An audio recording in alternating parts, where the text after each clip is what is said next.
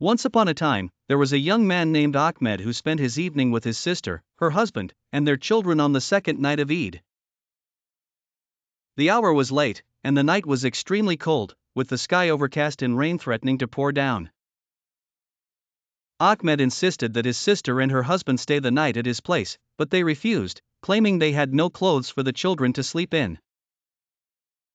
Thus, the sister and her husband hurried to their car to return home, which was quite far away, needing nearly 2 hours to reach.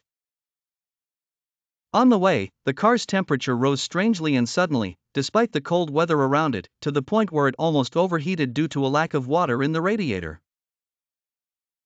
The husband searched for someone to help them but found only one store open at that late hour. He approached it on foot and entered, only to find an Indian man sitting with his back to the wall. The husband asked for help, requesting a bottle of water quickly. The Indian turned his face towards him, and as soon as the husband saw him, he froze in place, unable to move. The man had only one eye.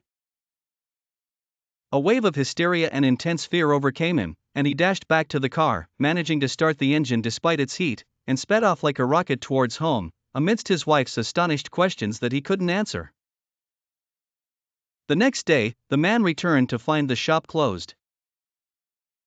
He began asking some neighbors in the area about the shop or the Indian man who had been there. Everyone told him that the Indian had died 2 years ago, and since then, anyone who rented that shop found strange and frightening things and left after a few days, claiming it was haunted.